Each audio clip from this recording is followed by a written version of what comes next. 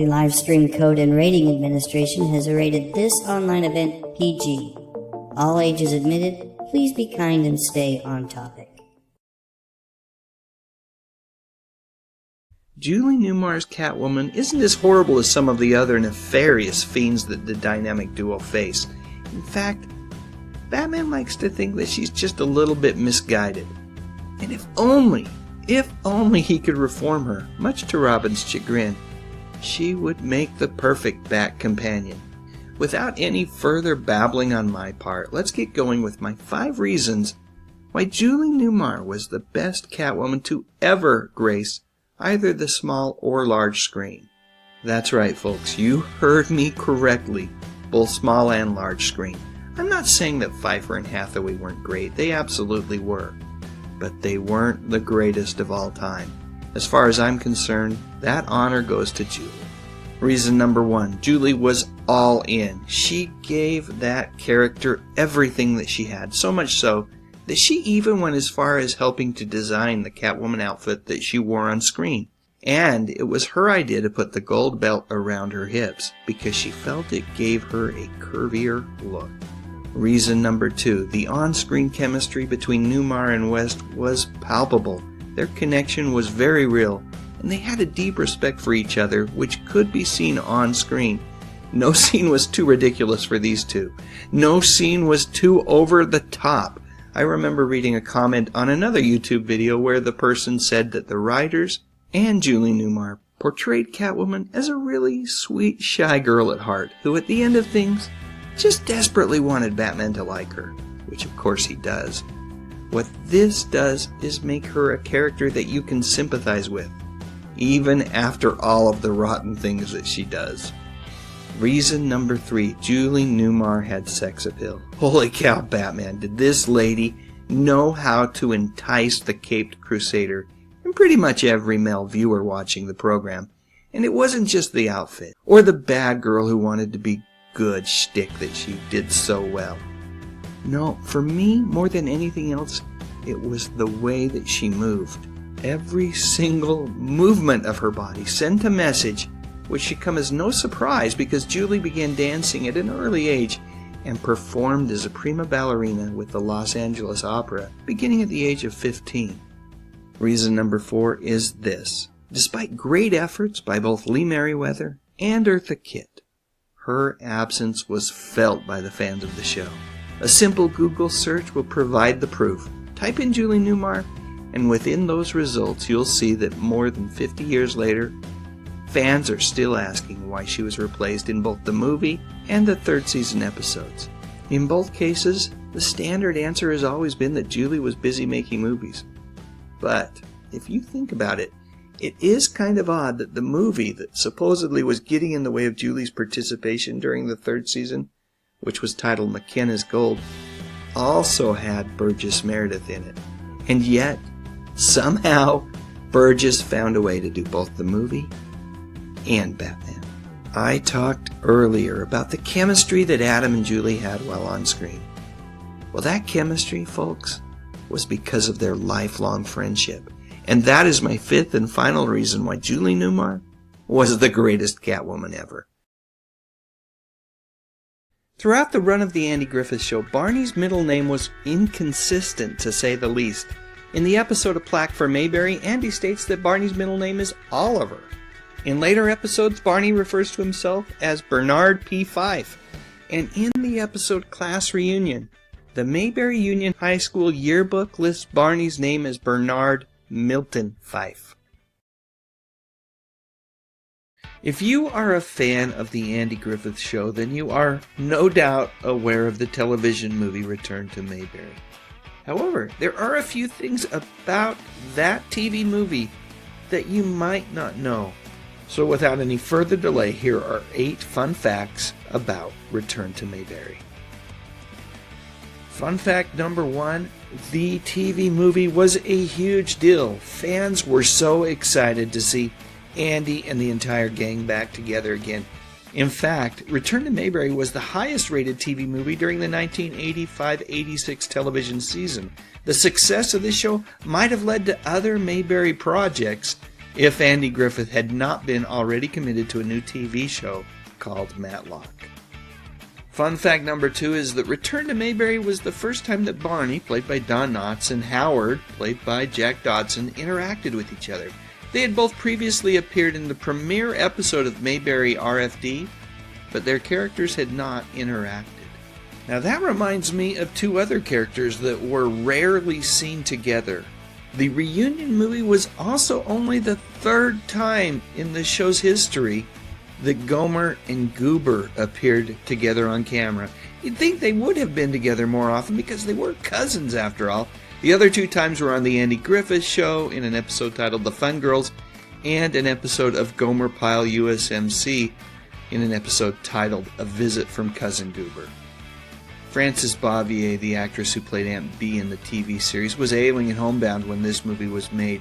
Andy had asked her to participate, and she had briefly considered recording an audio segment, but decided against it.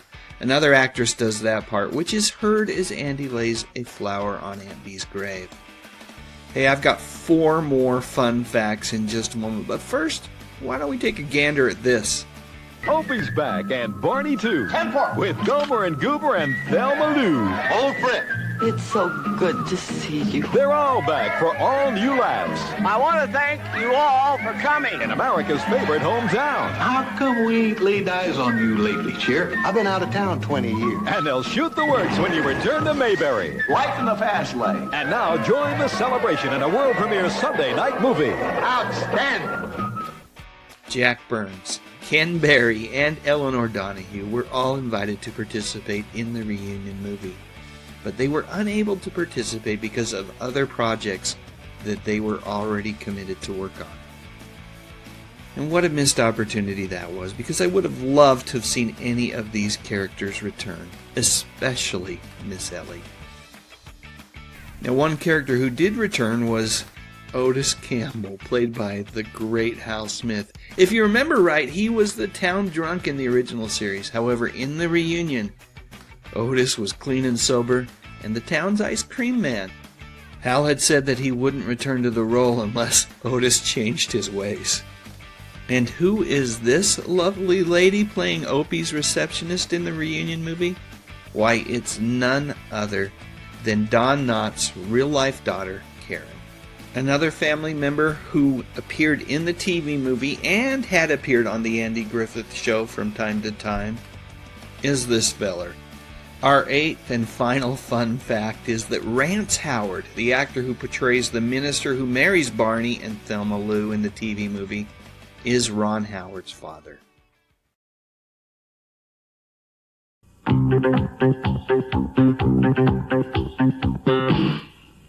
it in the air, elation. A brand new fragrance from Impulse.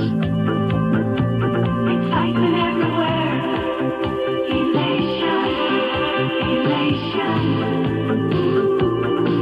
If a man you've never met before suddenly gives you flowers, that's elation. The exciting new fragrance from Impulse. Elation. Thursday, it's Cosby starting off a night of family fun. And leaving some family ties to keep the laughs coming. Oh, no. What are we going to do? Everything's under control. Then on Cheers, will Norm think on a friend to get a promotion? Yes, yes. And the fun continues with Night Court. I'm here to strip for Dan Fielding. Thursday. Okay, Jonathan. We're sending you back in time. Before television, radio, even before soft drinks. Careful. Anything you do could change history. Mum's the word. Activate time travel mode to the year 1885. He's there. Hey, where's my Pepsi? It's... Oh, no. He took it. Relax, Smith. What could 12 ounces of Pepsi possibly change? Yeah, what could happen? Pepsi, the choice of a new generation. You'll get it. Do it one more time. I got it. Fever. We got it too. Fever. Fever? We got the fever for the flavor of a Pringles. Fever. It's that deep fried taste. Fever. It's that crispy crunch. Fever. Wow, now I've got it. Fever. We got the fever for the flavor of a Pringles. Fever.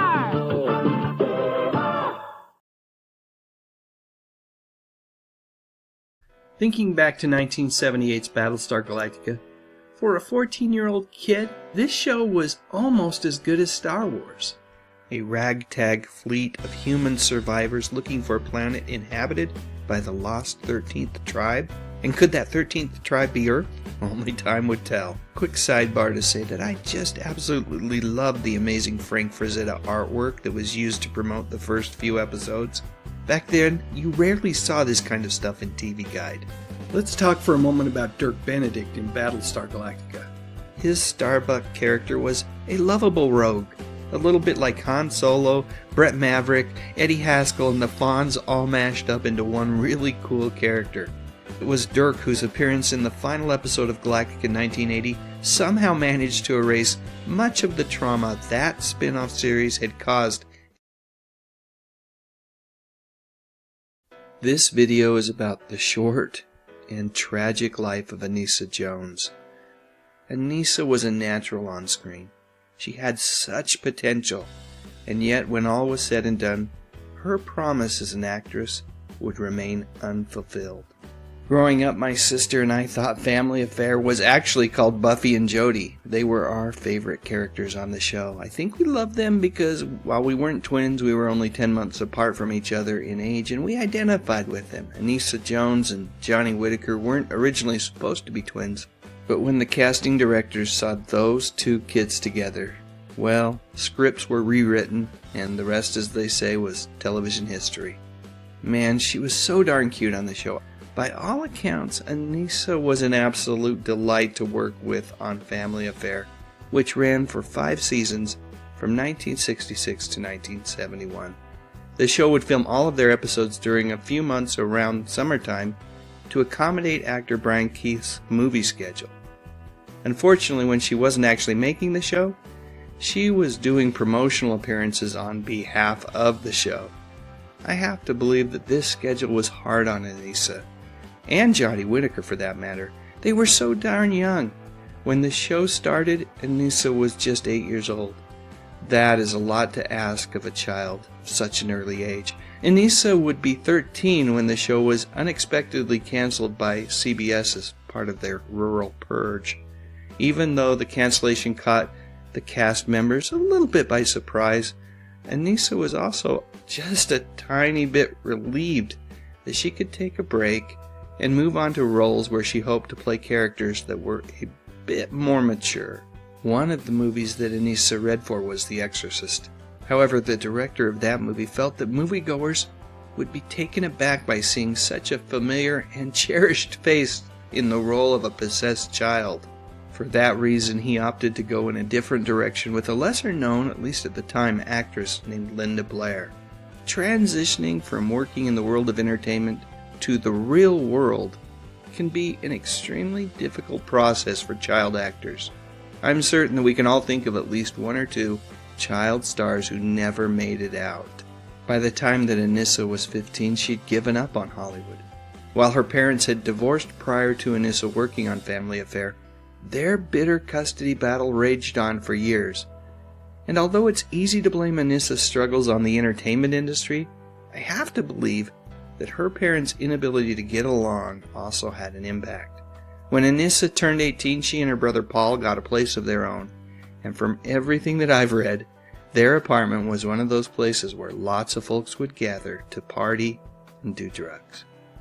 Anissa would not reach her 19th birthday. On August 28, 1976, she succumbed to an accidental overdose of drugs. She was at a friend's house when she was discovered deceased. The night before, she had held that friend's hand tightly and told her that they would be friends forever. The whole darn thing is just so heartbreaking, really, if you think about it. Today, I'm talking about the Landers sisters, Judy and Audrey.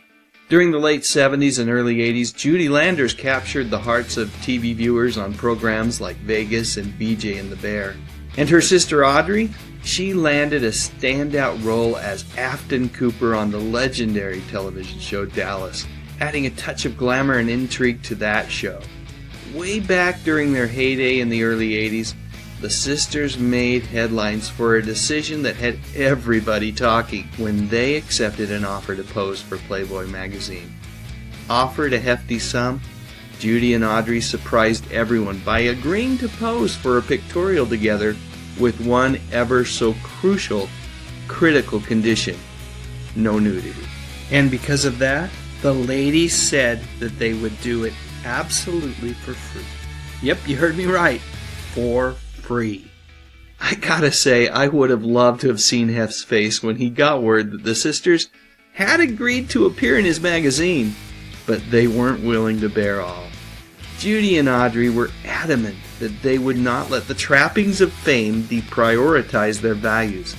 Throughout the entire experience, the sisters demanded artistic approval over the layout, ensuring that the photos reflected their standards, while still being sexy and beautiful. One important footnote to this story: years later, Audrey reflected that even though it didn't necessarily impact their careers one way or another, the experience proved that they could navigate their way around Hollywood and beyond without compromising their principles. These days, you don't see a lot of celebrities drawing any sort of line regarding what they will or won't do to achieve fame, power, and wealth. Just turn on any television set and you'll understand exactly what I mean. No little cinnamon gum freshens breath longer than Big Red. So kiss a little longer, stay close a little longer, harmonize a little longer. Longer with Big Red, that Big Red freshness lasts right through it. Your fresh breath goes on and on, while you chew it, say goodbye a little longer, make it last a little longer. Keep your breath long-lasting freshness with Big Red. Saturday. The subject is teen porn. T.J. Hooker wants the man behind the films behind bars. Then, the Love Boat's under attack by a bunch of practical jokers. And it's the nurse's night out when a secret admirer treats them to Fantasy Island. Tomorrow.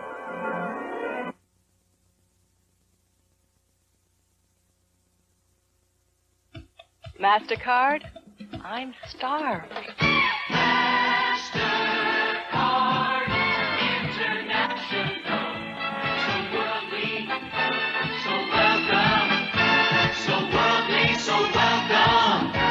Now you're cooking.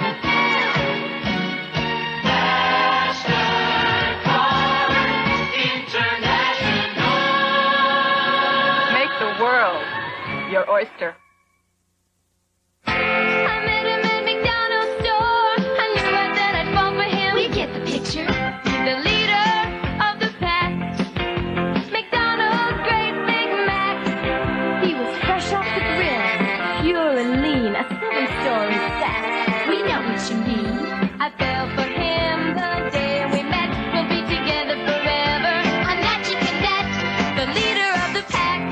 Big Mac, McDonald's and you. While this isn't the first thing that I remember Bill Bixby guest starring in, from a chronological standpoint, this is a very early appearance that I enjoy watching whenever I get a chance to catch it. During the second season of The Andy Griffith Show, Bill did a great job of playing Ronald Bailey, a very wealthy and very spoiled young man who thinks that he's got everything figured out. Well, until he runs into Mayberry's Sheriff Andy Taylor.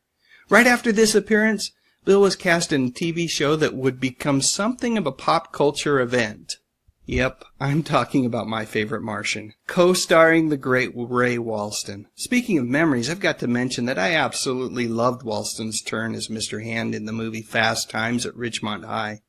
That scene with Spicoli and the in-class pizza delivery, well, it's Hollywood comedy gold. In 1974, Saturday morning television was in for a big surprise when CBS TV, working with Filmation, made the decision to overhaul their cartoon-heavy lineup with a handful of live-action programs. One of the first to debut was Shazam, starring Michael Gray as Billy Batson and Jackson Bostwick as Captain Marvel. Each week, the show would start by explaining that Billy Batson had been chosen by a group of immortal elders to fight a never-ending mission to right wrongs and develop understanding and seek justice for all. Here are 5 things that, as I think back, were horribly wrong with Shazam. First and foremost, I've got to go with Mentor. Now, I know that the character played by Les Tremayne was loosely influenced by the Shazam comic book character, Uncle Dudley. But today, the idea of a young man traveling around in an RV with an older feller, well, it's a bit cringy if you ask me. Speaking of that motorhome, my number 2 gripe is my inability to understand why in the world Billy and Mentor would have the Shazam symbol on the front of it. Wasn't Captain Marvel supposed to be some sort of secret identity? Now, I am no rocket scientist, but if I were to hang around Mentor and Billy for any amount of time and then see the symbol on the front of the RV, I'd probably put 2 and 2 together. The third thing that was horribly wrong with Shazam was the lack of Captain Marvel in the show. Probably due to its relatively low budget, Captain Marvel's appearances were not all that frequent during each episode, and when he did finally show up, well, they were kind of brief. Now, that said, I've got no beef with TV's Michael Gray, despite the fact that he was a bit old for the role. I think that both he and Jackson Bostwick were great. Sadly, Jackson was replaced after the first season, which brings me to item number 4 on this list. Now, let me be clear. I have got nothing against actor John Davey. In fact, I hear that he is a heck of a great guy. That said, I do feel that the show did suffer from Jackson's departure from the show. To me, he just seemed a tad bit more heroic. The fifth thing wrong with Shazam has more to do with the era than the show itself. Because the program aired on Saturday mornings and was targeted to kids, there were rules that had to be followed by the television industry regarding how much violence could be broadcast to impressionable young minds. And as a result, there really wasn't much for Captain Marvel to do. No real bad guys, and there was always a lesson to be learned by the viewer at the end of the show. Now, there was one other thing that, well, it really wasn't wrong with the show, but it could have improved it, and that was that we truly needed more crossovers with Filmation's other live-action superhero, the Mighty Isis. Yep, just hearing the name Fred Flintstone conjures up many wonderful memories of the first animated TV program that was part of a network's primetime lineup. But did you know that if co-creator Bill Hanna had been given his choice, Fred would have had a slightly different last name? More on that in a moment, but first, let's talk a bit about the program itself. Reminiscent of the live-action TV show The Honeymooners, the Flintstones debuted on ABC television in 1960 and ran for 6 successful seasons, set in the Stone Age but very much reflecting the modern era of the then 1960s. The show's 2 main protagonists were best friends, Fred Flintstone and his neighbor Barney Rubble. Along for many of their crazy adventures were their wives Wilma and Betty. When the show debuted, most of the critics gave it poor marks and forecasted a quick demise for the cartoon. However, television viewers in the US, well, they loved it, and before you could say yabba dabba doo, Flintstones mania was in full swing. So let's get to this whole name change thing. You see, when Hanna-Barbera put together the pilot for network executives, Fred's last name was Flagstone. I know, it just doesn't sound right. But maybe, just maybe, if he'd been called that for the last 60 years, Flintstones would sound odd to us. However, the name Flagstone was just not going to work. And that's because of this guy. Well-known cartoonist Mort Walker. Walker is best known for the classic comic strip Beetle Bailey, which always seemed to be the inspiration for Gomer Pyle USMC to me. But we're not actually going to talk about Mort's best-known comic strip, because we really need to talk about Mort's other comic strip, Hi and Lois, which was in fact a spin-off from Beetle Bailey. You see, Lois first showed up in the Beetle Bailey comic strip because she's Beetle Bailey's sister. So anyway, Hi and Lois's last name is Flagston. And when Mort Walker heard that Hanna-Barbera was putting together a cartoon called The Flagstones, well, he thought that the name was just a little too similar. So, his lawyers called their lawyers, and before you knew it, William Hanna and Joseph Barbera, well, they were forced to put their heads together and come up with a new name for Fred and Wilma.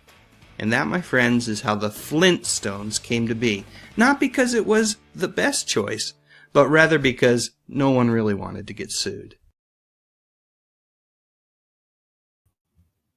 Hello, one and all. Welcome to this edition of Classic TV Funhouse. My name's Dave Sundstrom, and I wasn't sure whether I was going to pop in.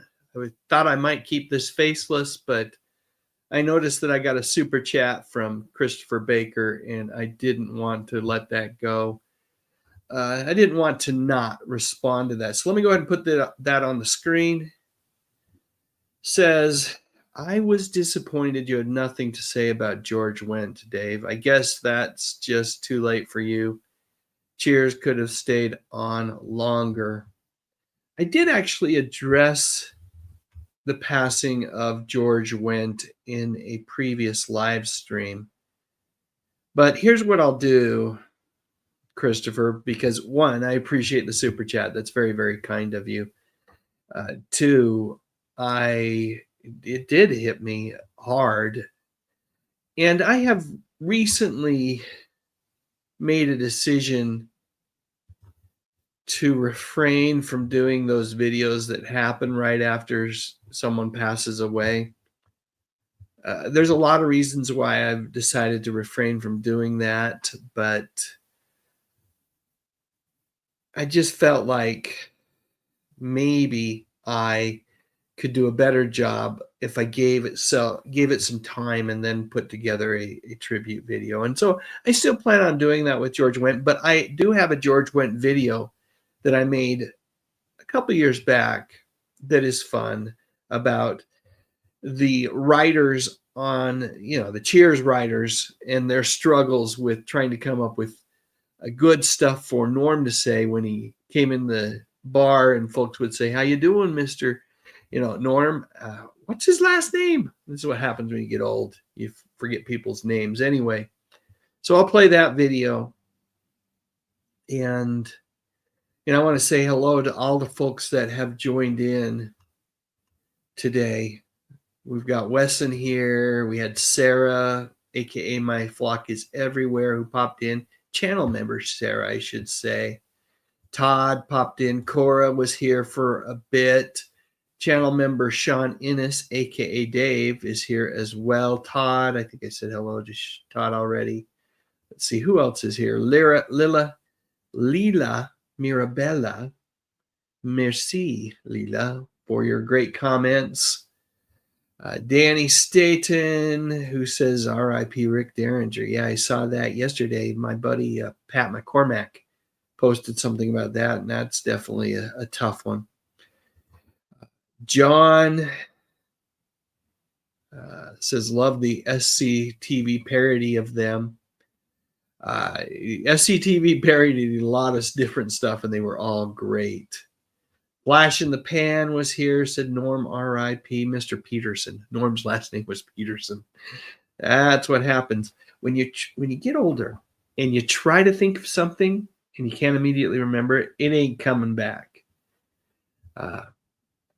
So Deborah Battles here.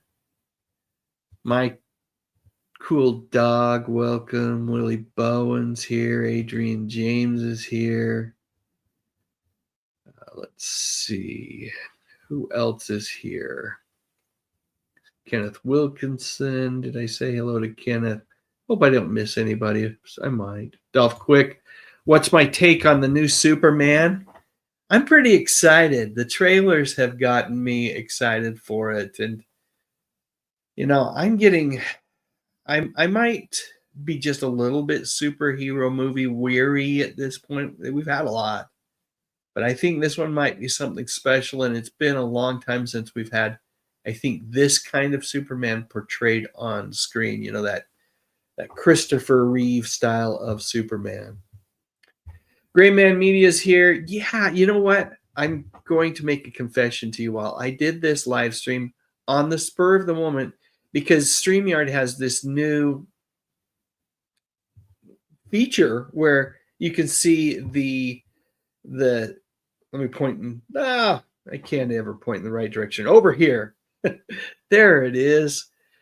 StreamYard has this new feature where we can see the scrolling chat along with the highlighted chat. And I was just dying to try the new feature, and I have a channel member live stream scheduled for this weekend, But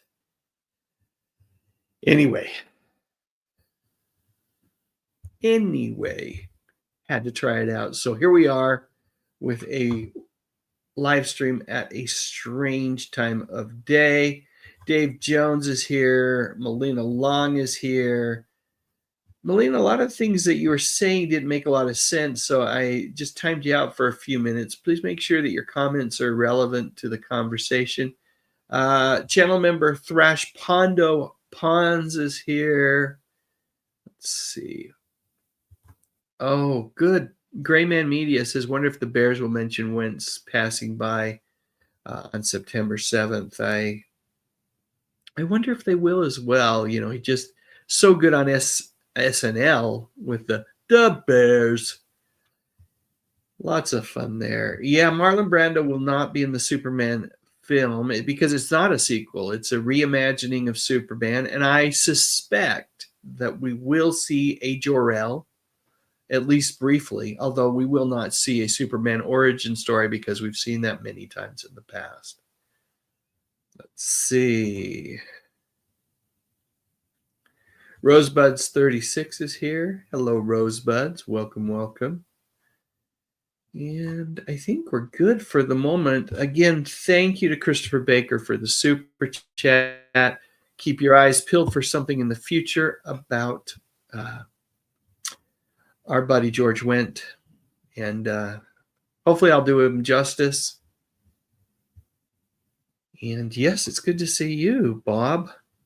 Although I do see you on a number of different live streams. You're turning into quite the live stream personality. All right, I have some more videos to share, and I don't know, I may pop back in if I have another super chat that I need to address. I'll pop back in and be live on camera. We'll just see. We'll play this by ear. Hopefully everybody enjoys this edition of Classic TV Funhouse, and as I can, I'll comment in the chat as well. So, hey, Willie, good to have you with us today. Okay, let me go ahead and take myself back off screen. And let's see, we watched the Flintstones. It's time for some more commercials, I think, and then I've got more videos. Well, this isn't the first thing that I remember Bill Bixby guest starring in. And that is not it. Let's try this. Hey, watch this. Lifesavers Roll Candy takes Suzanne Summers back home. I did that better when I was a kid here in San Bruno, California, because my dad would give me cherry Lifesavers for every cartwheel. So I did lots of them, because I'd do anything for Lifesavers candy and Dad. Juicy, good Lifesavers.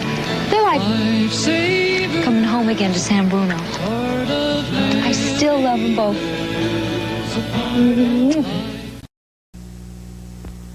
The Greatest American Hero will continue in a moment. Friday, your favorite stars are off in the most outrageous and exciting event on television. The all-new Battle of the Network Stars. And we're fighting the clock. Robert Stack tries to hit off kidnappers minutes from their next victim, Strike Force. Friday on ABC. Ladies and gentlemen, we challenged hotshot Dick Tchaikovsky to play the Mattel Electronics football game. Dick doesn't know, inside is a tiny thinking computer that plays like a whole team of pros. Dick's got the ball, but that computer defense is tough. He drives up the middle, stopped cold. 1 yard. Now Dick cuts left, down the sidelines, touchdown. Mattel Electronics Pocket Football with a built-in computer. Hey, who's in there? Oh.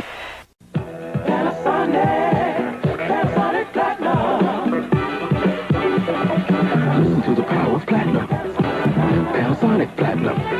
Get into the power of platinum. Get a Panasonic Platinum box. Wow, Earth, Wind, and Fire! Stereo, AM, FM, cassette. Platinum is the power to get two-way speakers, woofers, tweeters to carry the beat right into the street. Go platinum. Panasonic Platinum. Panasonic Platinum.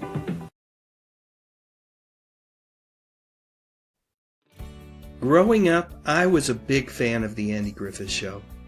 One of the things that I loved about the program was its underlying tone of kindness. Sure, the characters had disagreements, and sometimes they even argued and had conflicts. But at the end of the day, or I guess I should say episode, everyone got along. However, behind the scenes in the real world, that was not always the case. Hi folks, my name is Dave Sundstrom, and I'd like to share an incident that occurred during the filming of Mayberry RFD, which shed light on the strained relationship between two beloved actors from the Andy Griffith Show, George Lindsay, known for his role as Goober, and Frances Bavier, famously Aunt Bea. The incident that I'm going to talk about unfolded during the filming of The Racehorse, an episode in the first season of Mayberry RFD, where Aunt Bea had a fairly prominent role. Frances would choose to leave the show, by the way, after that first season. Anyway, according to the website Showbiz Cheat Sheet, George Lindsay talked about a particular confrontation that happened on set at the racetrack, where his light-hearted banter, peppered with quite a bit of salty language between scenes, was met with stern disapproval by Frances. Her reaction, according to George, involved a severe scolding, which was then followed by an act that really affected him. She whacked him on the head with her umbrella, not once, but twice. As you might guess, George felt a bit embarrassed, sparking long-standing feelings of resentment towards Frances. Ken Berry, who played Sam Jones on the show, also felt that Frances's behavior was a bit uncalled for, adding to the tensions among the cast members. You know, I really don't blame Frances much. End of the day, she was who she was. She was old school, and her reaction to George's potty mouth stemmed from a deeply seated desire for respect, which was, if you think about it, reflective of her character both on screen and off. You know, old Goob and Aunt Bea, they may have gotten along swimmingly in Mayberry, but in real life, well, things were a lot more complicated. Despite their on-screen camaraderie, off-screen tensions, well, they left a lasting impact on George's sentiments towards Frances. Goober never forgave Aunt Bea. Those are George's words, not mine. Truth be told, Frances's impact on the Andy Griffith Show often went unrecognized.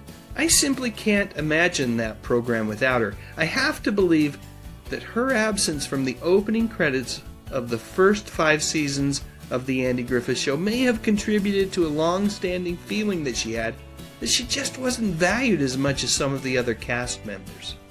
And yet, her contributions to the show were many. She brought a sense of warmth and home through her character, an embodiment of the very heart of the show. She's the only television character that I can think of who could literally somehow rescue someone with fried chicken.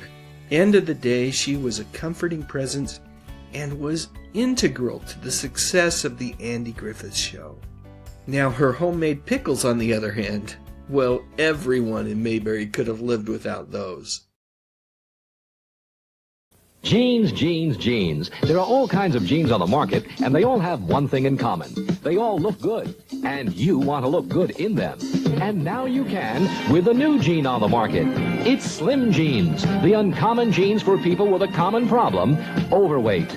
Slim Jeans, the reducing jeans you can wear anywhere, anytime. Slim Jeans, the action jeans made of an amazing polymer material that seals in body heat, removing excess water weight, helping to shrink pounds and inches easily while you exercise, walk, do housework, even while you sleep or just lounge around watching TV. Wouldn't you like to lose unwanted inches from your waist, hips, upper arms, buttocks, plus problem areas that nothing seems to help? Now you can. The secret is out. These are the jeans used in exclusive reducing salons by men and women to lose weight fast. So if you want to look better in those, you'd better buy one of these. Here's how to order.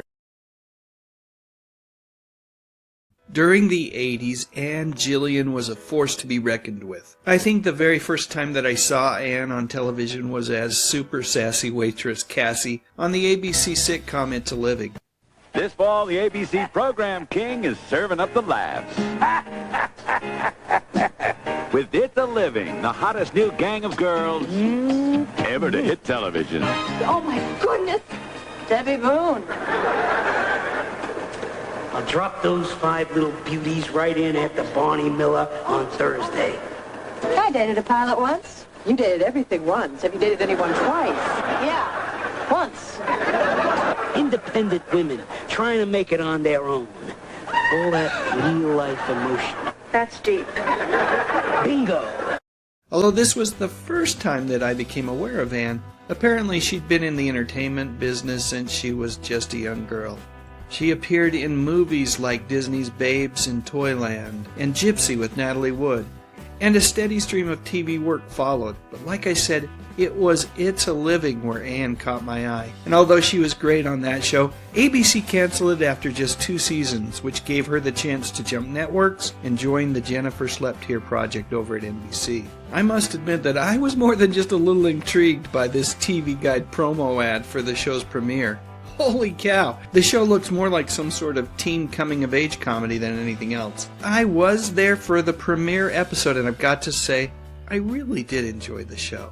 So, on Jennifer Slept Here, Ann plays a famous movie star who's dead, and for a variety of reasons, does not want to leave her prior life or her Beverly Hills mansion behind.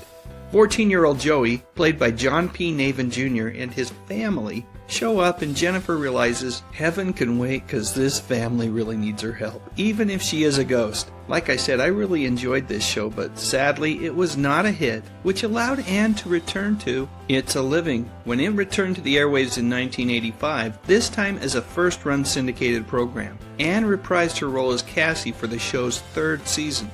And around the same time, she also released her first full-length album, which was a collection of songs written by Steve Allen. About a decade later, the album would be re-released with a new title. But that's it, it's the same collection of songs. I'm getting ahead of myself a little bit here though, so let's get back to the mid-80s, when Ann disclosed publicly that she had breast cancer. For that reason, Ann's appearances during Season 3 of It's a Living were significantly reduced, and ultimately, she chose not to return for the show's 4th, 5th, and 6th seasons. Her story was chronicled in the 1988 NBC television movie, which she co-starred in along with Tony Lobianco. And Jillian, the star who had it all. Until... I think we're looking at a cancer situation. What are my choices? A modified radical mastectomy of the right breast. Together with her husband. I could live without anything but you. They turn tragedy into triumph.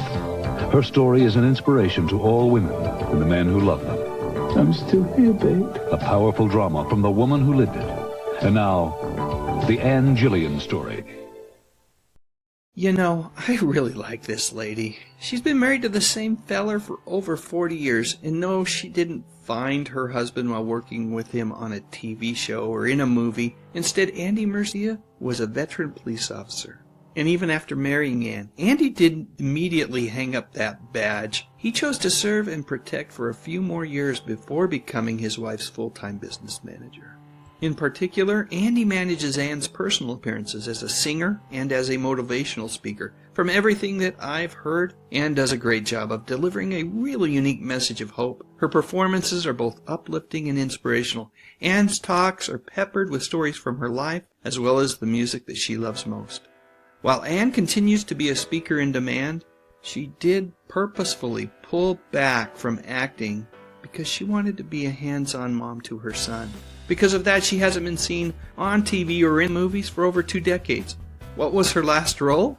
It was a guest spot on Good Old Walker, Texas Ranger, during that show's 9th and final season. Throughout her career, Ann has always tried to give back. Early on, she would travel with Bob Hope and entertain U.S. servicemen and women who were far away from family and friends. For obvious reasons, Ann is also passionate about supporting the American Cancer Society. And she has also given of herself to help support St. Jude's Children's Research Hospital.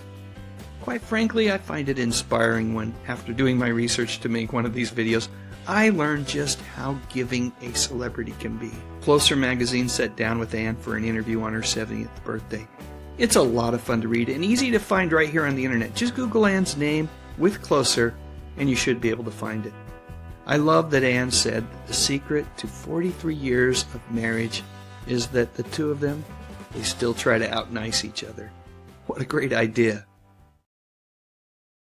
Hey there, classic TV fans. Today I'm going to share a critical and very important moment in the life of Nichelle Nichols, the actress who played Lieutenant Uhura in the original version of Star Trek. I think it's fair to say that this moment changed her life drastically and also helped change the course of television history. So grab your tricorders, set your phasers to stun, and let's boldly go where no YouTube video has gone before. Star Trek, which aired on NBC in prime time from 1966 to 1969, was a trailblazing science fiction series created by the visionary Gene Roddenberry. It depicted a future where humanity had overcome its differences and embarked on a mission of exploration aboard the starship USS Enterprise. I've got to say that I absolutely love this show. To this day, it is one of my favorites.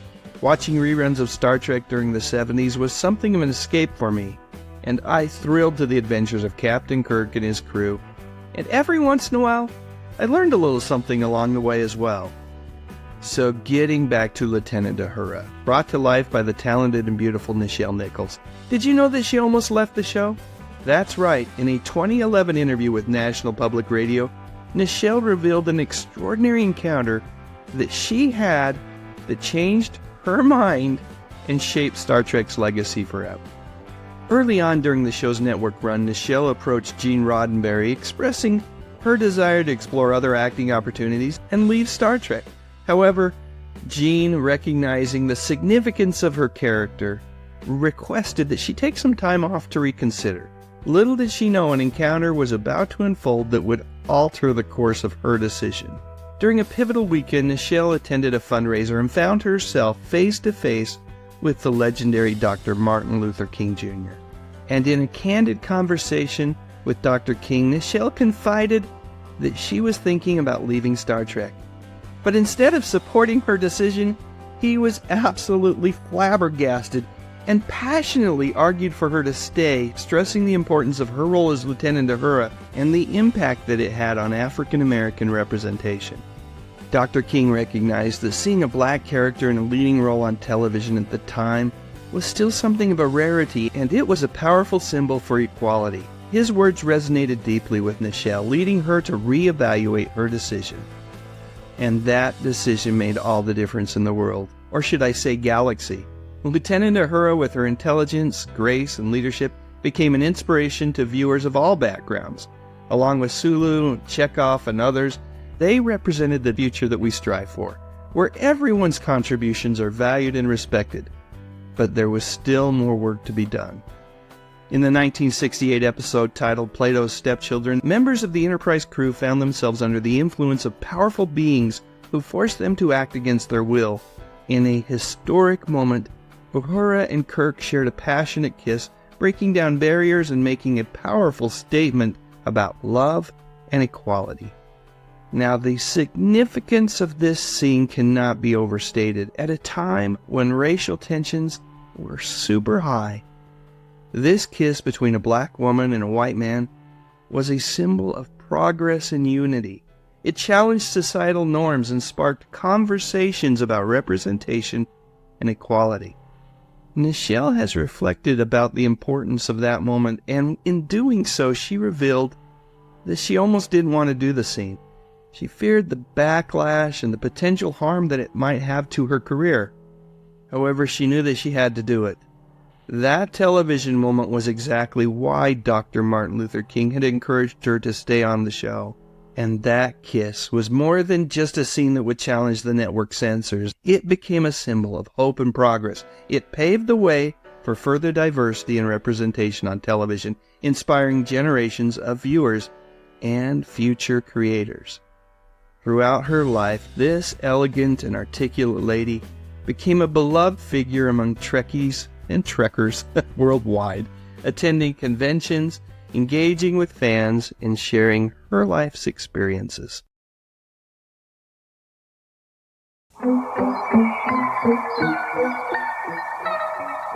Starlog Magazine will take you on an incredible science fiction trip into the realm of Star Trek, the Wrath of Khan, into deep space and the Tron computer world, into the Star Wars galaxy for previews of Revenge of the Jedi. Starlog Magazine shows you special effects secrets, blueprints and robots, spaceships and aliens, interviews with writers, movie makers, heroes and villains. Starlog is the most popular science fiction magazine in the solar system. You can buy it in magazine stands, but right now you can save money by subscribing for 6 fantastic issues. Send your name and address and just $11.99 to Starlog, Box 2111, Grand Central Station, New York, New York. That's $11.99 to Box 2111. And if you subscribe right now, you'll get a free surprise gift with your first issue. Join the exciting world of Starlog, the magazine of the future. Just one look at this guy and it all starts to make sense. It's not surprising that Cheers showrunner James Burrows said that actor George Wendt made lives miserable during the making of that classic TV show. So how did he do it? Well, give me just a few minutes and I promise to share all. But first, let's talk just a little bit about Cheers. Fun fact, the show wasn't an immediate hit. The ratings for the first season of the program were nothing to write home about, and if I remember things correctly, there was some concern regarding whether or not the show would be renewed for a second season. On Cheers, Ted Danson played Sam Malone, a retired baseball player who is the main bartender for a warm and inviting bar in Boston where everybody knows your name. Like all great television shows, the entire cast is incredibly good. They're all wonderful, in fact.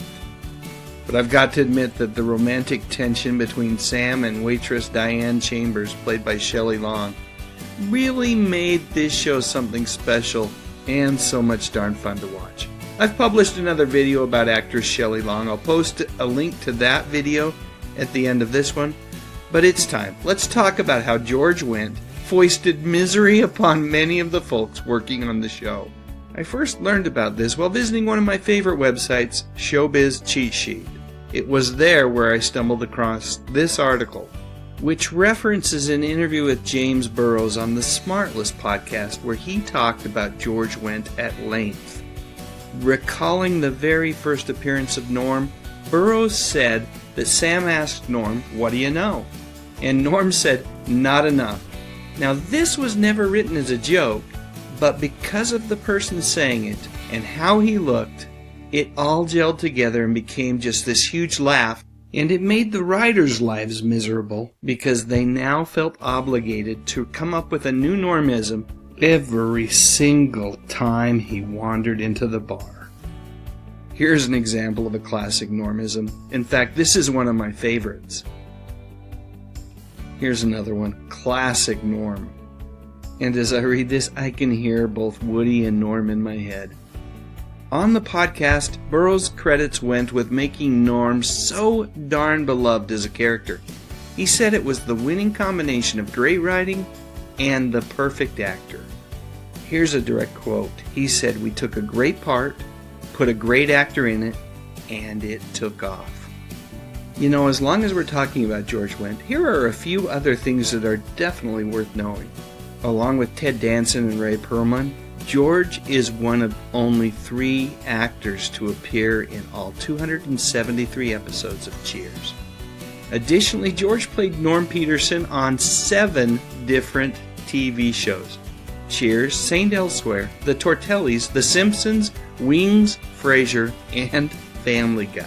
And lastly, George is the maternal uncle of former Saturday Night Live cast member Jason Sudeikis. It was George who encouraged Jason to try out for Saturday Night Live. And of course, he's gone on to have massive success with the Apple TV Plus television series Ted Lasso, which is a great show that just has so much heart. Kind of like Cheers in that way. In fact, kind of like George, too.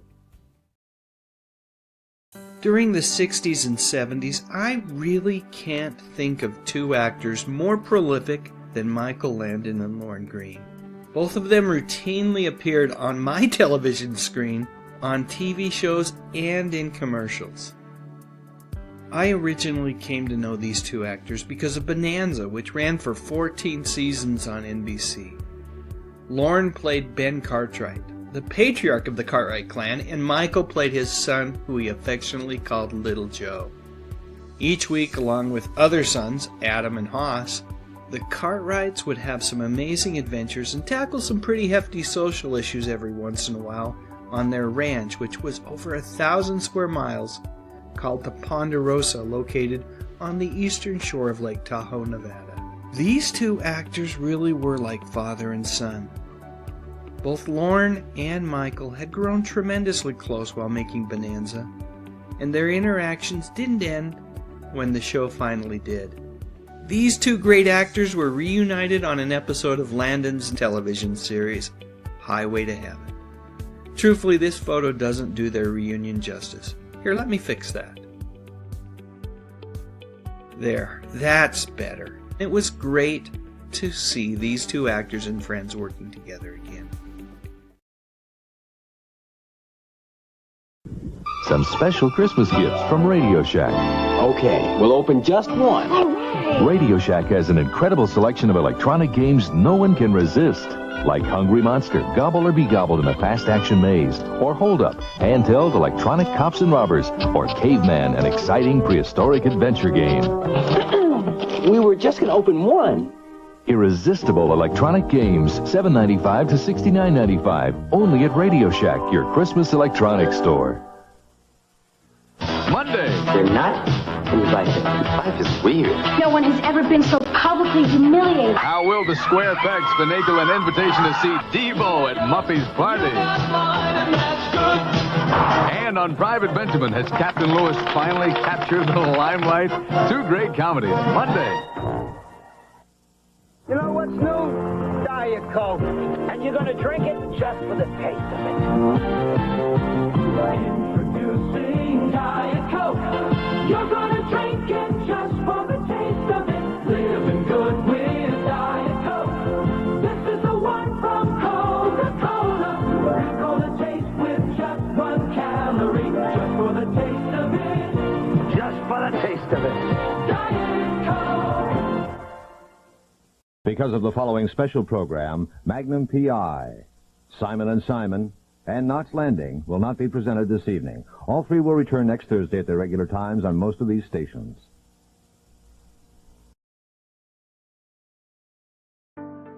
I loved Wild Wild West. CBS ran the show from 65 to 69, but I really grew to love the show during syndication. For those of you who haven't seen this show, let's just say it was the role that Robert Conrad was destined to play. And in the mid-70s, Conrad again found success with Baa Baa Black Sheep, which ran on NBC from 1976 to 1978. In the show, Conrad played legendary tough guy World War II fighter ace Pappy Boyington. According to Wikipedia, the show's success led Conrad to win a People's Choice Award for Favorite Male Actor and a Golden Globe nomination for his performance. And around the same time, Conrad was a staple on Battle of the Network Stars, where he served as the captain of the NBC team on 6 different occasions. Just looking at that team, I don't know if they won or lost that year, but holy cow, they seemed poised for victory. You got Buck Rogers, Wilma Deering, Half Pint, and her ma, along with BJ. How could they not win?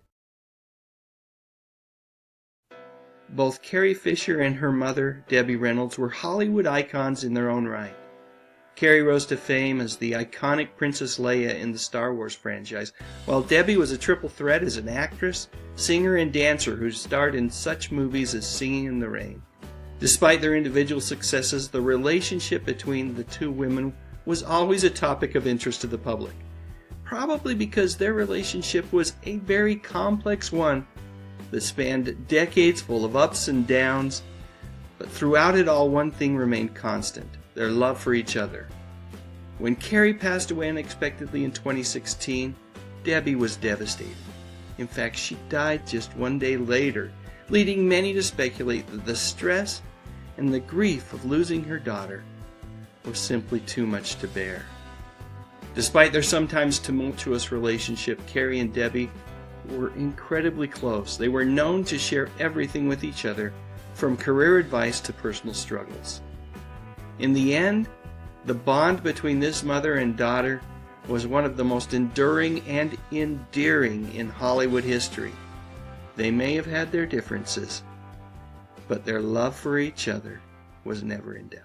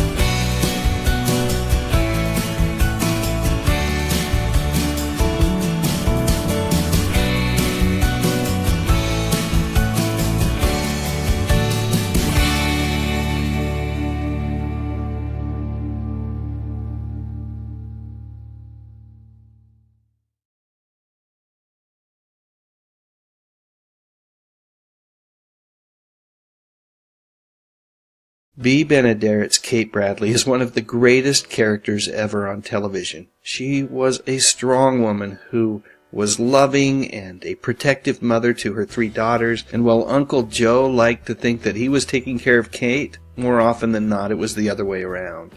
In addition to her role on Petticoat Junction, Bea was also the original voice of Betty Rubble on the Flintstones. I'm talking about the original version of that show that aired in prime time on ABC. Bea worked alongside the legendary Mel Blanc, who was the voice of Barney Rubble. This wasn't the first time that Bea had worked with Mel. In fact, Bea was the voice actress that Mel always requested when he was working on all of those classic Looney Tunes and Merry Melodies cartoons. No doubt about it, this lady could do it all, which is no surprise given her lengthy career in radio prior to television. So when Bea was diagnosed with lung cancer, I think everybody thought she'd take a little time off, kick that thing in the butt, and be right back. So she missed a handful of episodes during the 5th season to recuperate. But she did return for the final episode of that season, and then for the first few episodes of season 6.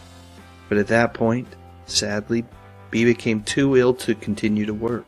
Tragically, Bea passed away in the fall of 1968. It was heartbreaking for everyone involved in the show. And for fans of the show, then as well as now, well, there was one less reason to watch Petticoat Junction from that point on. However, outside of the make-believe world of Hooterville and the Shady Rest Hotel, Bea's death was even more devastating. Bea's son Jack Bannon has shared the story of sitting in a diner with his stepfather Gene after doctors had informed him that Bea was not going to make it. Jack said that Gene was broken-hearted and distraught, saying that Bea was the love of his life and he didn't know if he could go on. And you know what? Turns out that he was right. The toll of Bea's illness and the grief of her passing was just too much for him. Eugene Twombly died from a massive heart attack on October 17, 1968, just 4 days after Bea. So do I believe that Gene died from a broken heart? You know what? I do. Here's an interesting bit of information. In the 6 months after a spouse's death, the odds of mortality may be up to 70% higher than the general public. And get this, broken heart syndrome can be misdiagnosed as a heart attack. During the remainder of Season 6 and then into Season 7, June Lockhart, freshly returned to the planet Earth from her gig on Lost in Space, did her best to fill the void left behind by Bea. Lockhart played a new character, Dr. Janet Craig, who became a friend and informal counselor to the girls. June was just fine on the show, but I've got to say, losing Bea was just, well, it may have been insurmountable for the show. Truthfully, there were very few actresses as busy as Bea was during the 50s and 60s. I haven't even mentioned the Beverly Hillbillies, or the Burns and Allen Show, or Jack Benny. Nor did I mention that Bea was the actress that Lucille Ball originally wanted to play Ethel on I Love Lucy. The weird thing, though, is that these days most people seem to have forgotten who Bea Benaderet was. This lady left behind a marvelous gift for all of us. Whether she was voice of Granny on those Looney Tunes cartoons, or Kate Bradley on Petticoat Junction, Bea left behind a treasure trove of entertainment, and should never be forgotten. And while I may not be as broken-hearted as her husband Gene was, thank heavens, I am sad that she left us so early. Cancer sucks, my friends. 62 is far too young, if you ask me.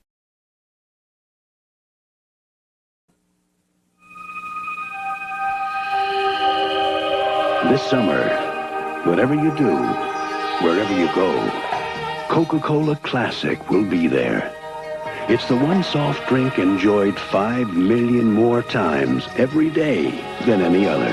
It's America's favorite under the sun. Summer and Coca-Cola Classic. Can't beat the real thing. Can't beat the feeling. Thursday, it's the must-see episode of L.A. Law. Benny finds love, and Roxanne finds money. You're rich? Secrets are revealed in the season finale of L.A. Law. Together, they made television history. You know we're suckers, Rico. Now it's their final show. This one ain't no trip to Cleveland. As they say goodbye in a 2-hour movie blowout. Probably suicide. And they've saved their best for last. You want to live forever? The end, next Sunday.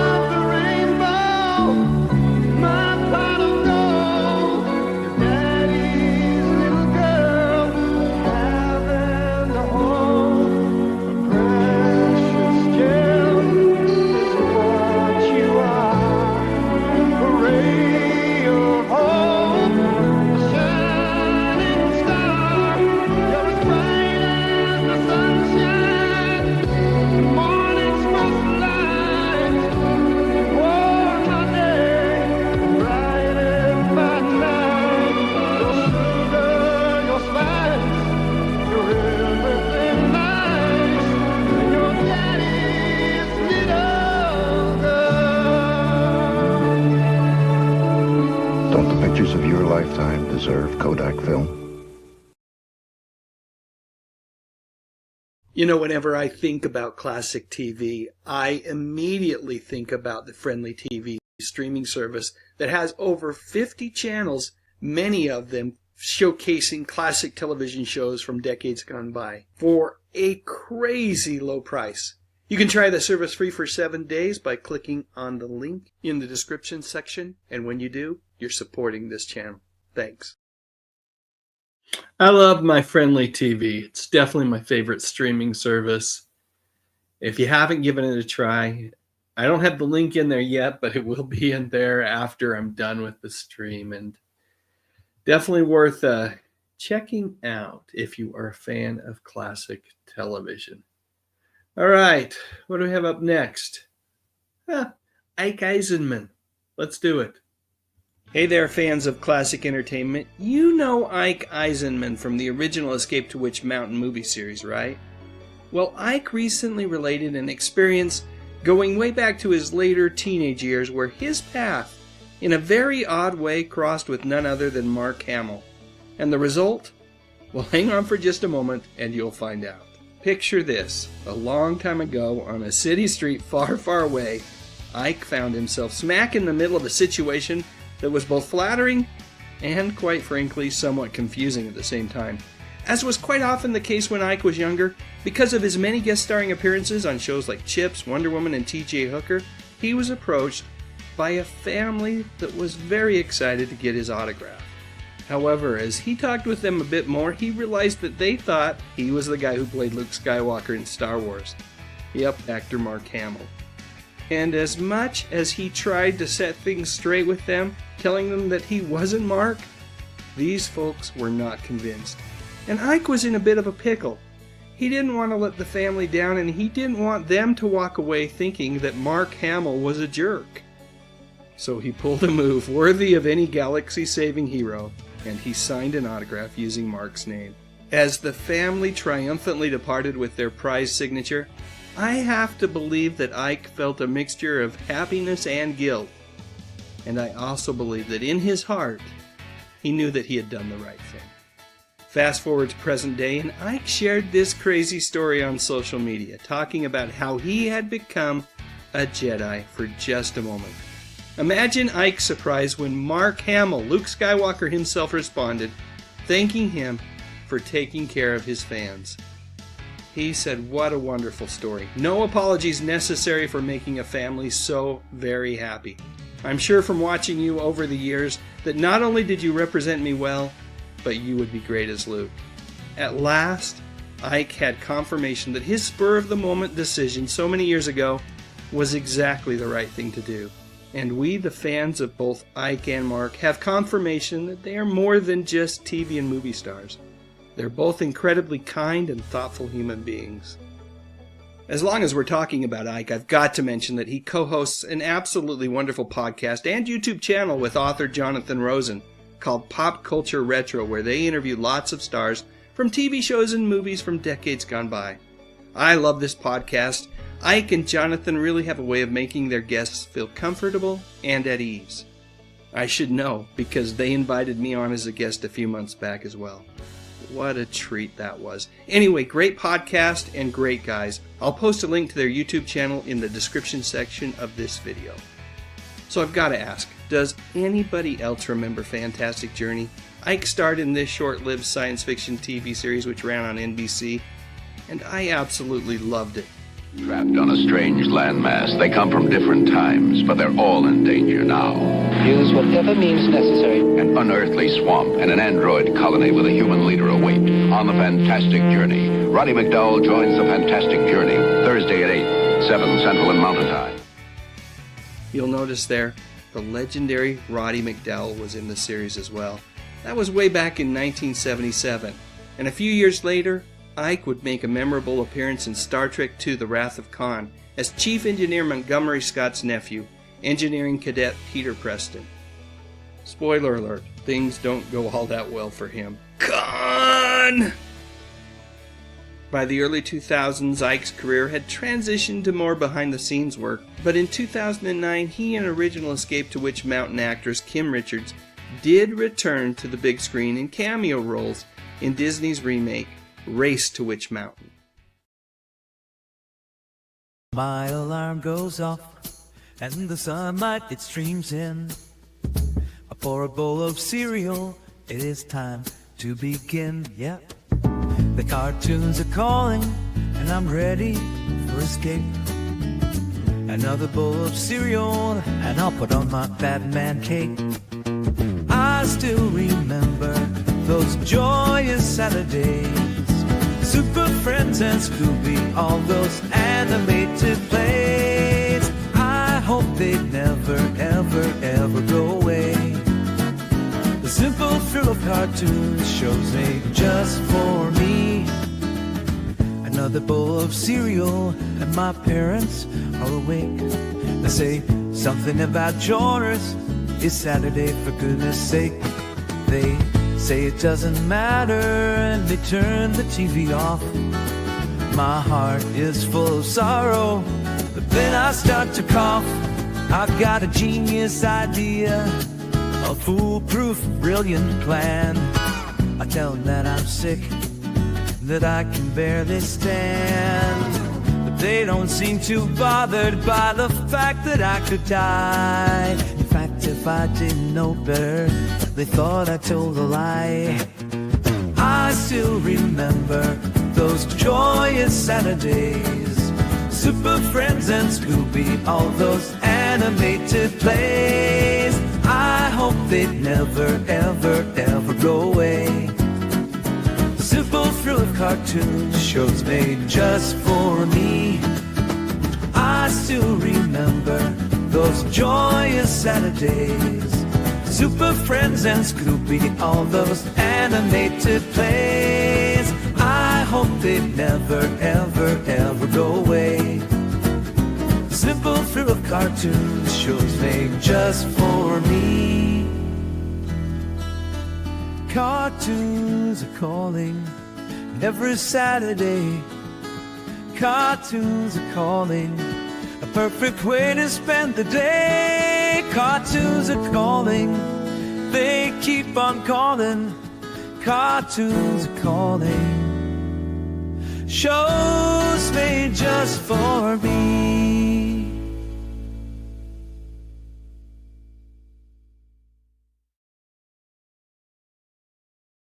And let's stroll on down memory lane, you and me. And what were your faves? Well, it's funny. I was frantically jotting down notes tonight, and I actually only could limit myself down to a top 10. But for the purposes of this discussion, I will pick my top half of the top 10, shall we say. And as always, as you know, in no particular order. So I'm going to open up. Well, I'll probably give them chronologically. And, I also, one other thing, by the way, there were a lot of really great live action Saturday morning shows on at this time. I omitted them. I thought that might make a better other show. Yeah, exactly. I have a lot of fave live actions as well, but I thought let's stick to cartoons tonight, and we can talk about Shazam and Isis and Jason of Star Command and Bigfoot and Wild Boy and all those great shows later. Indeed. Okay. So, Valley of the Dinosaurs. Always been a huge dinosaur fan. And the idea of a family getting lost and living with a group of people who live amongst dinosaurs would have been a dream come true. Well, apart from the fact I couldn't get McDonald's. But other than that, it was a dream come true. And it smacked a lot of another show that I loved at the time. So that had to make the cut. Star Trek, the animated series, outstanding. Possibly one of the best made Saturday morning cartoons of all time. It still holds up as canon in the TOS universe. So for you Trekkies out there, and you already know this, not only is it one of the best cartoons ever made, it's actually considered actual Star Trek material. Thundar the Barbarian. Always been a fan of the post-apocalyptic subgenre, and what could be cooler than Thundar? In fact, I was just talking quick Thundar question for you, because I never really watched Thundar. But did he have a lightsaber? Was that a lightsaber that Thundar had? He did. How Thundar was able to avoid copyright infringement is still beyond me, because he's a carbon copy of Conan the Barbarian. Although Dan actually had this vintage comic, which is even closer than Conan the Barbarian. Even has a girlfriend who's a princess named Ariel. But of course, Thundar got away from that because it was set in the distant future, not in the past. But he had been a slave to a wizard. The wizards sort of controlled the post-apocalyptic world in like a medieval society. He was a slave to this wizard, and when he escaped, he stole a weapon. It was basically a lightsaber. The only difference is it was solar powered, and its Achilles heel, he couldn't use it in the dark. And of course, a lightsaber is not. So my guess is that's how they managed to skate on it. It was a sun sword, not a lightsaber. Oh yeah, it's a sun sword. That's totally different than a lightsaber. Totally different. And he had a best friend who was a Wookiee. So yeah, I remember that too. It felt like it was very much like you take Conan, maybe a little He-Man, throw in some Star Wars, and boom. It's like who made this? James Cameron? Dances with copyright infringement. It was a really solid Saturday morning cartoon. Skipped a little on the animation, but they all did. But again, post-apocalyptic, I had to throw it in. Let's see. So that's the big three. I'd have to go with, of course, Flash Gordon. The Flash Gordon animated series, absolutely fell in love with it. Again, Robert Ridgely. Robert Ridgely did the voice of Flash Gordon. He also did the voice of Thundar. And if you're keeping score, he was also the voice of Tarzan, the ape man. Robert Ridgely was like the voice of the 70s. So that brings us up to 4. And I'm going to round out. I'm going to go vintage for the last one. One for the primal swamps of my Saturday morning viewing. I'm going to go with the Super Friends. Oh, nice. I love the Super Friends. Early Super Friends. In fact, it came up earlier. Were you a fan of the Wonder Twins, or were you a fan of the original sidekicks? And I'm a fan of the original sidekicks, I must confess. In fact, this shows you how far back we're going. When we first moved to Cape Cod back in 1973, we didn't have cable TV because only the rich people had that on Cape Cod back then.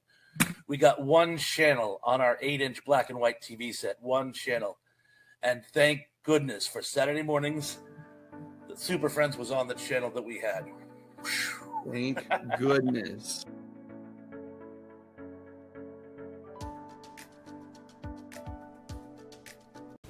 If there's one thing good cooks agree on, it's good soup depends on good home-style stock. And that's the taste secret behind new Soup Time 10-second soups. Soup Time instant soups are actually based on an original home-style stock recipe. A home-style stock all their own, to bring out all those satisfying meat and vegetable flavors.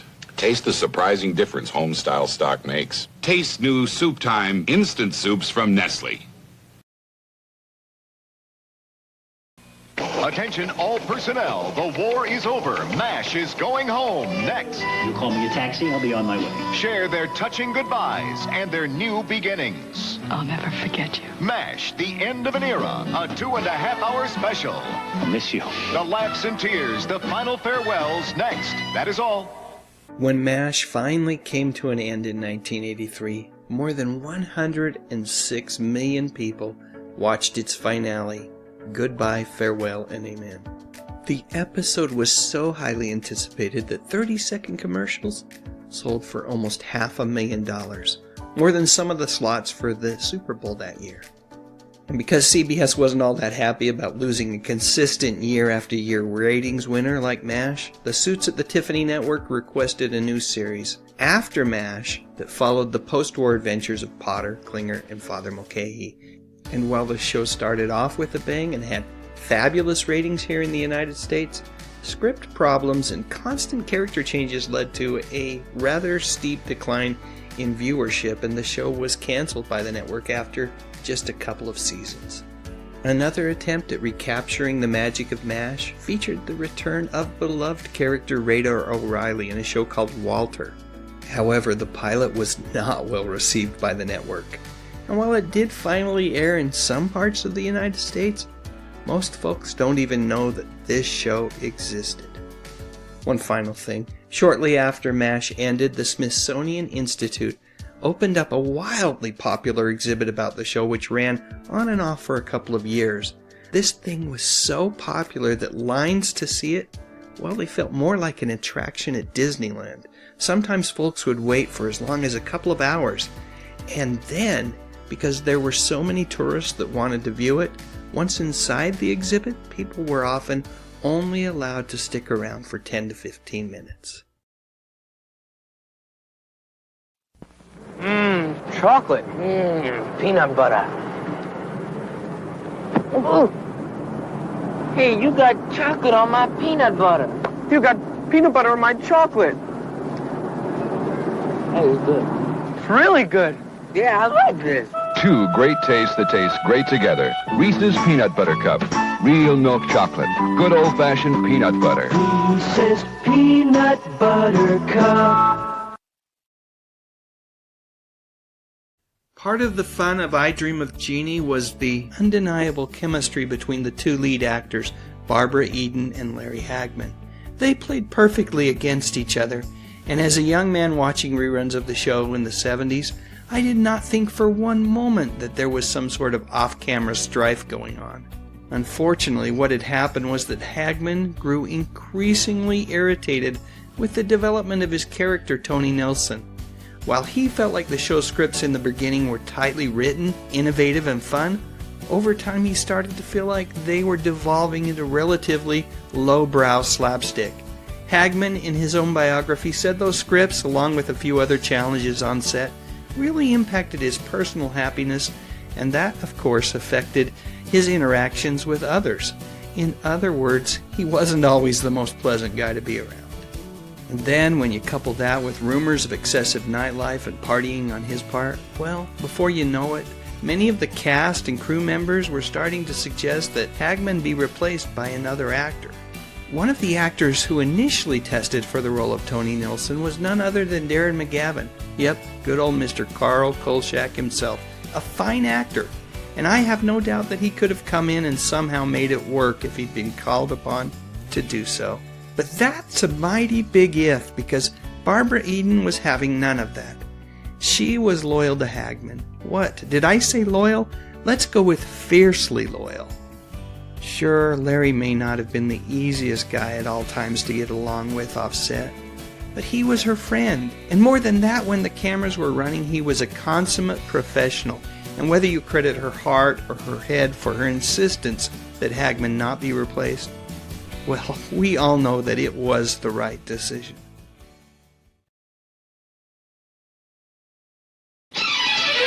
Double dating, double jumping, double creature in a double feature. But the single most favorite double in the world is double good, double mint gum. Double your pleasure with Double Mint Gum. Double good, double fresh, double delicious. Oh, the single most favorite double in the world is double good, double mint gum. There's no single gum like it. Yes, there are those that will argue that these two walking down the aisle together would have been disastrous, but you know what? Married life is often a comedy of errors as two people get to know each other. Unfortunately, that was not what the producers of the show had in mind. During that 8th and final season of Three's Company, we were introduced to a new character, Vicky Bradford, played by Mary Carteret. Jack is instantly smitten with her, and over the course of a handful of episodes, a courtship ensues with Jack and Vicky ultimately moving in together, against her father's wishes. Classic sitcom material, right? Debuting in the fall of 1984, just 1 week after the final primetime airing of Three's Company, a new Janet-less spin-off called Three's a Crowd hit the airwaves. And I think audiences in the U.S. felt a little bit betrayed. Instead of the Jack and Janet romance that we'd seen hinted at, we got Vicky and Jack. The new show was not a hit. It would last just 1 season. Buck Rogers. I want you. A space-age vampire possesses Wilma. It felt so good. And Buck has to get her back against her will Thursday. Welcome back, fans of classic television. Today we are once again revisiting Buck Rogers in the 25th Century to discuss one of my favorite episodes, Space Vampire. But before we embark on this intergalactic adventure, let's set the stage and learn a little bit more about the TV series itself.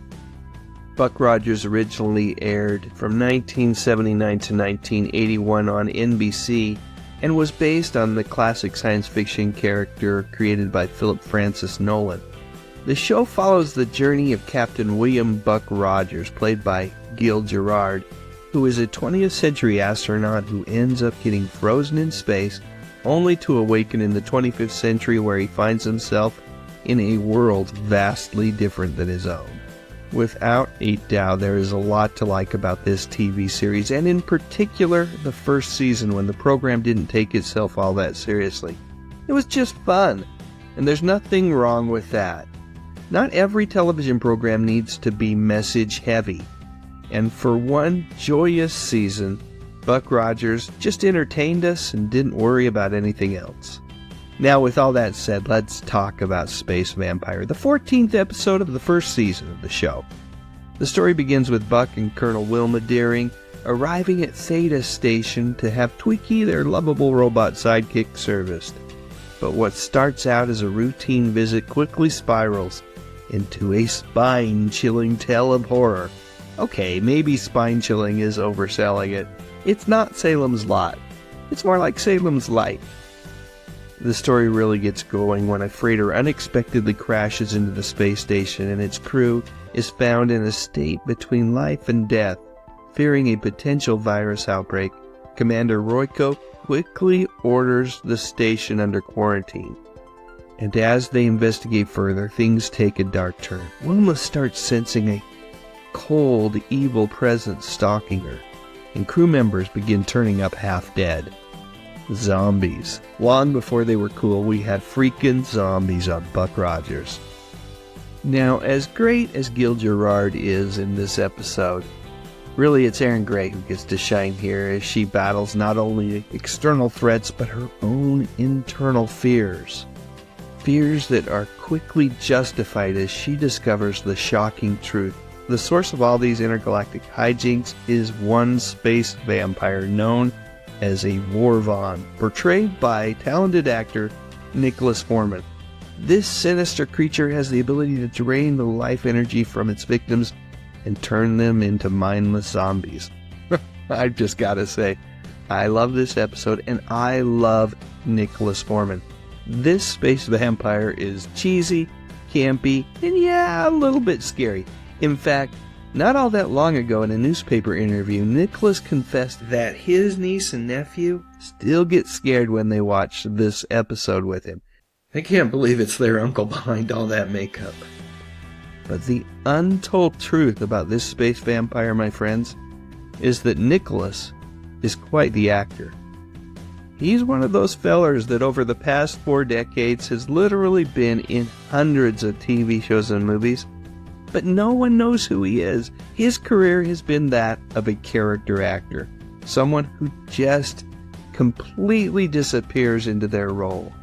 One of my favorite characters that Nicholas has played over the years was Calvin Klein on the classic TV sitcom Seinfeld. You remember that one, right? And beyond TV and movies, Nicholas can often be found doing live theater. Yep, he's an actor's actor, one of the very best. You know, for a late 70s TV show, Space Vampire really does deliver the goods. While this episode originally aired in January of 1980, really should have been broadcast right before Halloween. The makeup and practical effects used to depict half-dead victims and the Vorvon's presence are very well done. Everyone working on this episode really did themselves proud. Now let's get back to Nicholas. This episode either works or it doesn't, based on his ability as an actor, and I've got to say, the dude really pulls it off.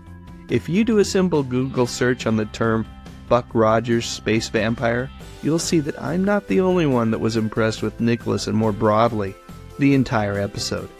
There's articles, fan art, and of course other videos here on YouTube praising this episode. Those of us who grew up during the late 70s and early 80s were blessed to be around when Buck Rogers in the 25th century became a significant part of TV sci-fi pop culture. And Space Vampire, without a doubt, contributed to the show's enduring legacy. It's time to test your trivia knowledge. But before we get started, don't forget to like this video and subscribe to the channel. And most importantly, after you've finished, please share your score in the comments section of this video.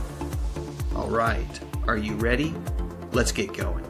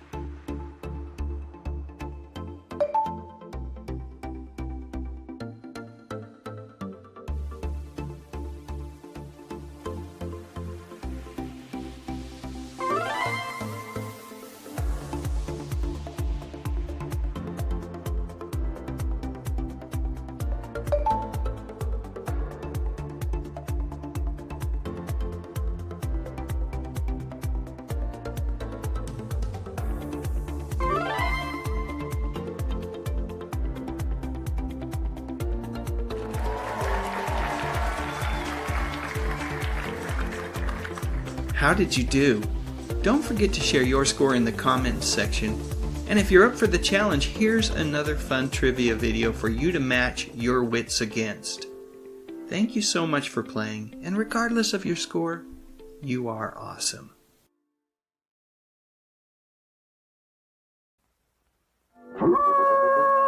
Quiet! I'm me, Fruit Brute, with my fruit-flavored cereal, Fruit Brute, part of your nutritious breakfast. Fool on you! But delicious Fruit Brute has fruit-flavored marshmallows for the howling good taste of fruit. Count Chocula's got chocolate marshmallows. Frankenberry's got strawberry-flavored marshmallows. Fruit Brute, with the howling good taste of fruit. Way back in the late 70s and early 80s, Lauren Tewes, along with the rest of the cast of Aaron Spelling's The Love Boat, was part of my must-see TV on Saturday nights. I loved everything about the show. The cast was great. For 9 seasons, they held together multiple storylines and frequently interacted with some really wonderful guest stars. Lauren, as the cruise director, Julie McCoy, was there to keep things sane and those storylines moving along. She was a very critical part of the show, and in my mind, kind of the breakout star during those early seasons. So with all that said, I bet you can't guess who her favorite guest star on the show was. If I already didn't know, I might go with someone like Charo or Tom Hanks or even Donny Osmond. But If I went with those answers, I'd be wrong. Because you see, this man was Lauren's favorite guest star. Yep, Mr. Vincent Price, the star of oh so many horror films from the 50s and 60s.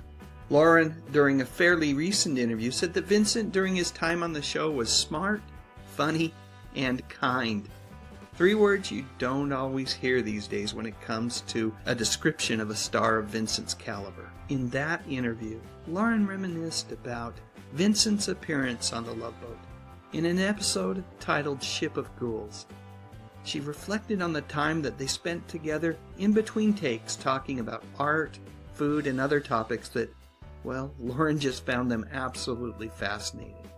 You can find the entire interview right here on YouTube. I'll post a link to it at the end of this video just in case you're interested in hearing more. In the same interview, Lauren was also asked who her least favorite guest star was, and you know what? I've got to give kudos to Lauren, because she would not answer that question.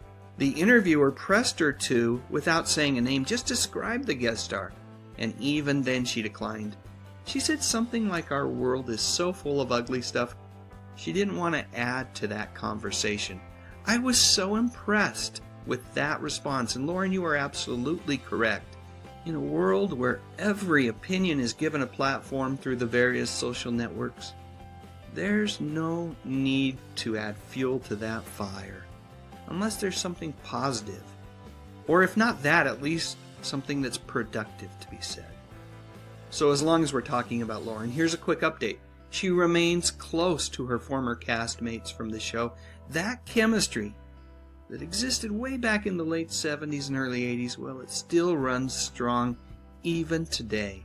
And a few years back, before the Pacific Princess was mothballed, she was invited back to that ship to celebrate her 60th birthday. I think it's great that she still feels connected to the cruise line and is able to accept invitations such as this one. To sum things up, Lauren takes things day by day and enjoys each one to its fullest. And that, my friends, is what we should all be doing. Hey everyone, popping back in to just say thank you to everyone who joined me today. The inaugural edition, having a hard time talking, of the classic TV Funhouse. Hopefully everybody enjoyed all of the commercials, the videos, the trivia, and we'll do it again. Don't worry. But right now, I'm going to leave you with a little song. Then maybe we'll have Fred Rogers sing us out of here. Feels like the right thing to do. But thanks again for joining me today. Hope you all have a great evening. Take care. Flipping through the channels on a cold, rainy day. Found an old show I used to love, but then it slipped away. Watching again was like hanging with friends. I had so much fun, I didn't want it to end. Reruns of old TV shows, every scene, every line I still know. Feels so good to watch them again. Feels so good to take it slow. Oh, VHS tapes and my DVDs, treasures to cherish, to watch when I please. Oh, TV commercials I used to ignore, now I can't get enough, get power more. Watching again was like hanging with friends. I had so much fun, I didn't want it to end. Reruns of old TV shows, every scene, every line I still know. Feels so good to watch them again. Feels so good to take it slow. Memories in my chrome, feels like coming home. Reruns of old TV shows, every scene, every line I still know. Feels so good to watch them again. Feels so good to take it slow.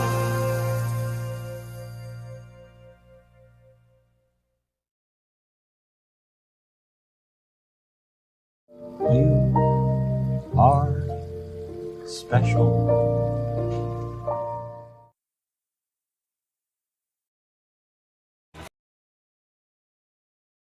Click on that thumbnail cause it's time to go. Dave's got the classics, let the memories flow. TV shows and movies that we all hold so dear. On his YouTube channel he's keeping memories near. Dave Sundstrom, bringing back the good stuff, oh yeah.